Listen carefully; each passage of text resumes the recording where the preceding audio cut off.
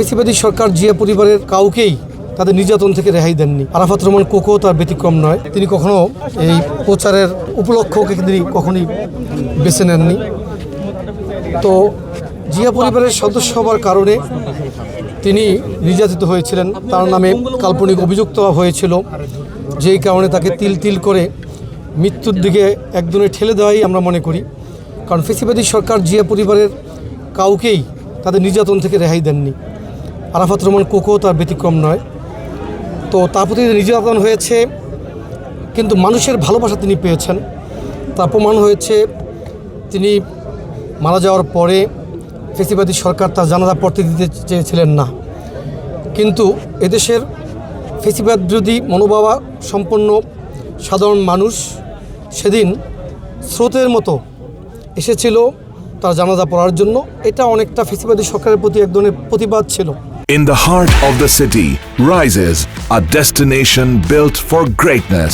International Convention City, Bosundhara. Life takes a new course. আজকে বাংলাদেশে একটি ভালো সময় এসেছে, যেখানে নতুন বাংলাদেশ গড়ার যে প্রত্যয় আমাদের নেতা বিএনপি চেয়ারম্যান আজকে মাননীয় প্রধানমন্ত্রী জনাব তারেক রহমান ব্যক্ত করেছিলেন, সেই নতুন বাংলাদেশ গড়ার একটি সুযোগ এদেশের মানুষ আমি মনে করি তাকে দিয়েছে, অর্থাৎ জিয়া পরিবারের প্রতি আস্থা রেখেছে। তিনি গত 16 বছর ফেসিবাদ বিরোধী ধারাবাহিক আন্দোলনে নেতৃত্ব দিয়েছিলেন, বাংলাদেশের মানুষকে ঐক্যবদ্ধ করেছিলেন।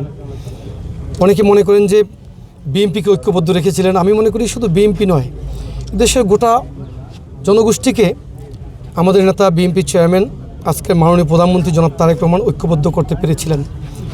এটা একটা বড় ধরনের সফলতা বলে আমি মনে করি।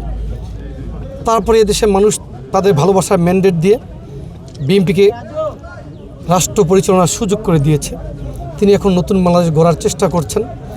আমরা সবাই ঐক্যবদ্ধভাবে আগামী দিনে একটি নতুন বাংলাদেশ গড়ার সুযোগ করে দিব জনাব তারেক রহমানকে, যে বাংলাদেশে বিএনপি পরিবারের নেতাকর্মীরা যেমন বিএনপি সরকারের কাছে নিরাপদ থাকবে, একইভাবে যারা বিএনপি করবে না অন্যান্য রাজনৈতিক দল করবে এবং এই সরকারের সাথে ভিন্ন মত পোষণ করবে, তারাও বাংলাদেশে নিরাপদ থাকবে। অর্থাৎ বাংলাদেশকে একটি মানবিক রাষ্ট্র গড়ার যে চেষ্টা চলছে, সেই চেষ্টায় আমাদের বাংলাদেশ জাতীয়তাবাদী যুবদল আমরা সব ধরনের আমাদের কর্মকাণ্ড অব্যাহত রাখব এবং সরকারকে সহযোগিতা করব।